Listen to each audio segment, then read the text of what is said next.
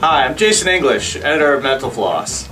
Over the past 6 months, we've gotten hundreds of emails from people asking, what is the deal with this wall? Where can they build one?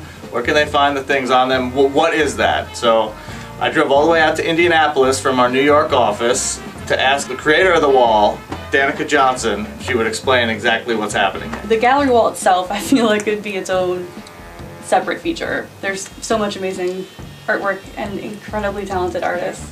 What I like to do with the wall, whenever possible, is to find artists doing really interesting work. It's nice to be able to go through that and curate it and find the things that really are pretty much totally awesome. We've got the Hank and John Felties John book cover robots. The robot book covers, we have the miniature book covers. Is there other book stuff? There's the fan.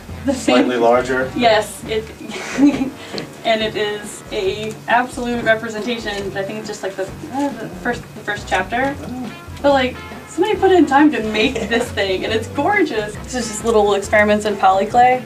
And it's a very sort of masculine wall, so I like the idea of adding in a little something. Ornaments out of lids. We're on the internet, so of course cats. Stuffed animal specimen jars, one of my absolute favorite things. So we've got Yoshi, and this meerkat is from Meredith's personal collection. So a lot of these action figures came from Stan's personal collection? My personal collection, Stan's personal collection is all over the place, including your Captain Picard. Where's Captain Stubing? Oh, he's over here. Yeah. He was the answer to our trivia question today. What sort of kid has a Captain Stubing action figure? I'm not totally sure who all is on there, but Johnny Bench is the one that's like, whoa, got a baseball signed by Johnny Bench.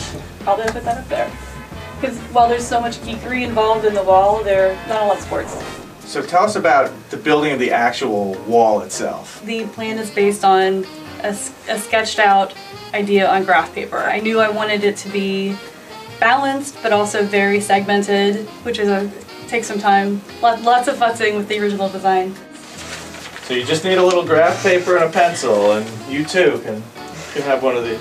Would it be okay if I added something to the wall? I would love for you to add something to the wall. This is Edgar the Dinosaur from the Mental Floss board game Split Decision.